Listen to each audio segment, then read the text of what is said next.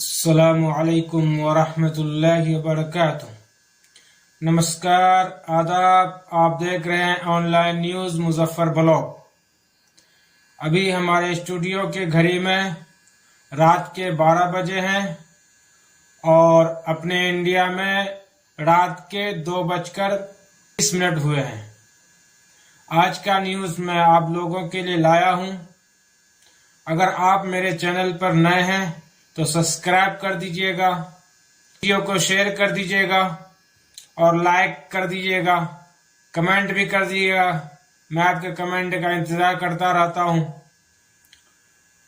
तो चलिए, पहला न्यूज़ आप लोगों के लिए ला रहा हूं। आगरा यूपी से है। एक सिनेमा हॉल के बाहर हिंदू संगठनों ने एक सिनेमा हॉल को ताला से बंद कर दिया।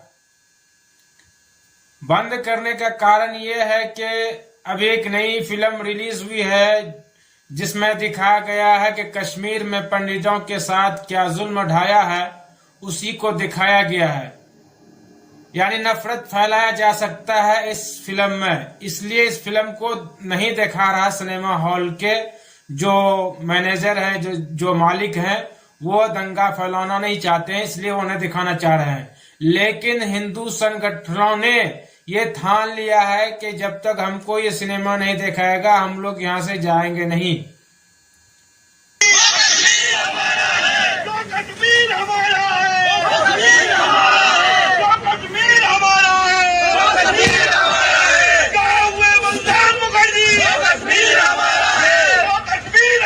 में जो इस्लामीकरण चल रहा है उनको खुश करने के लिए ये मूवी नहीं लगा रहे हैं।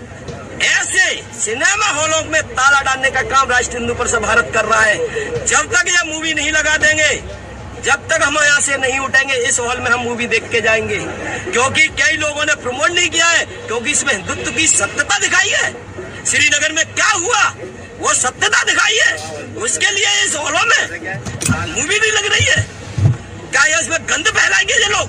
जो आज तक नेक नेक मूवी दिखती है, जो चुम्मा चाटी की मूवी दिखती है, उनको दिखाते हैं ये लोग। और जो सत्यता दिखाई है, देश में 100 करोड़ हिंदुओं के साथ क्या हुआ था, श्रीनगर में कैसे हिंदुओं को भगाया गया था, कैसे हिंदुओं को मारा गया था, उसमें किसी ने सच्चाई दिखाने के लिए काम किया है। उस मूवी को हम बिना देखे नहीं जाएंगे। इनका कार्य है, क्योंकि हम टिकट लेंगे तो उसको मूवी को भी देखेंगे। इनको दिखाने का काम है, क्योंकि जब रोड पे बस चलती है तो वो हमारे लिए चलाते हैं। इन्होंने हॉल भी खोले हैं तो हमें मूवी दिखा।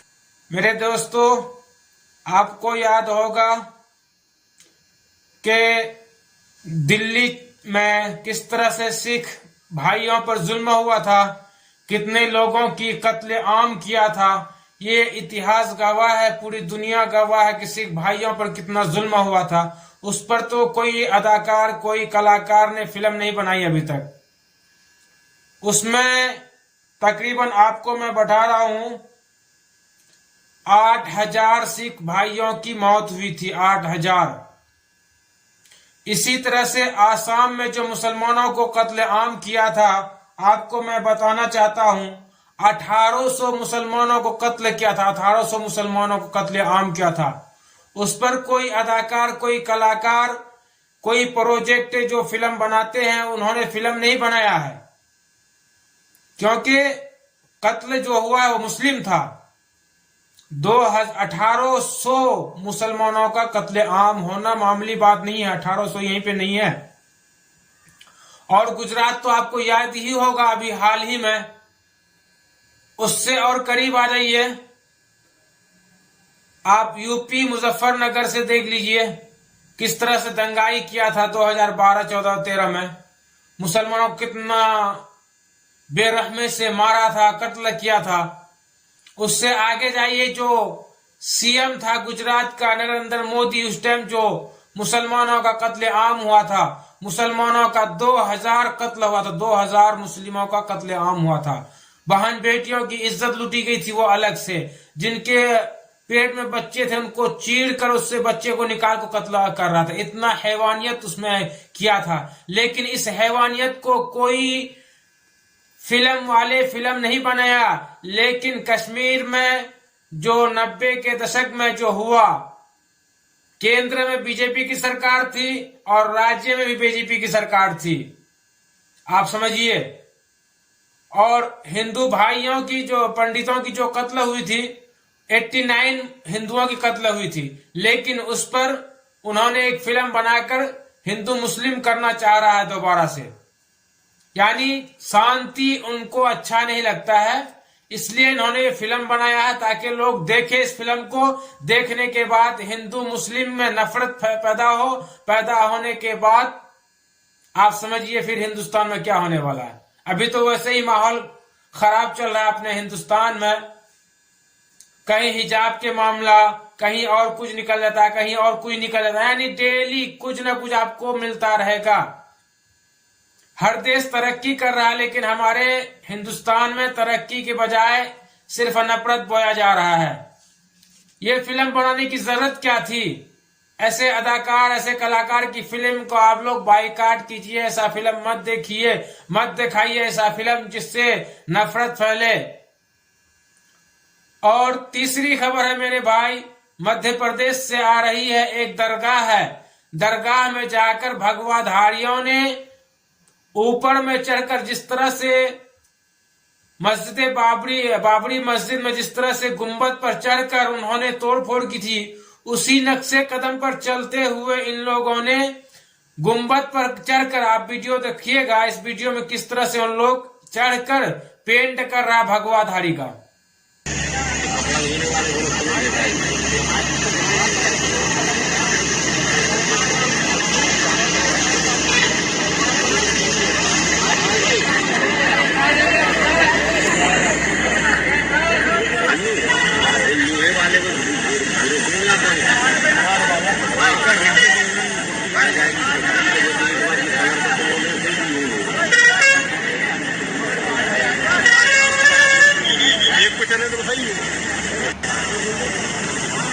आप समझिए, एक दरगाह है, वह दरगाह पर जाकर इस तरह से उन लोग कर रहा है। इनके पीछे किसका हाथ है? प्रशासन कहाँ है? पुलिस कहाँ है? कानून कहाँ है? उनको किसी का खौफ नहीं है।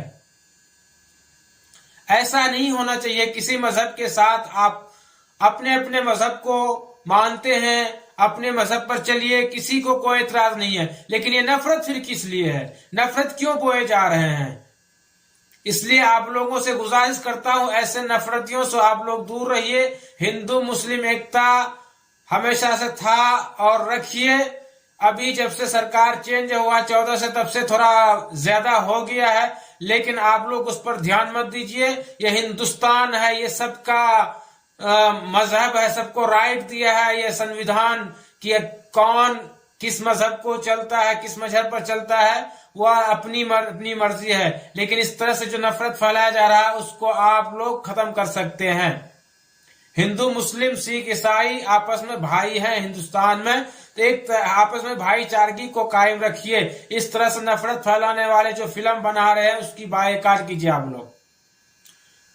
तीसरी खबर आप लोग के लिए मैं लेके आ रहा हूं, इंडिया वर्सेस श्रीलंका जो टेस्ट मैच चल रहा था, डे नाइट दूसरा मैच जो चल रहा था, उसमें इंडिया ने 238 रनों से जीत गया, यानी क्लीन स्वीप कर दिया उनको, श्रीलंका को। इससे पहले इंडिया ने श्रीलंका को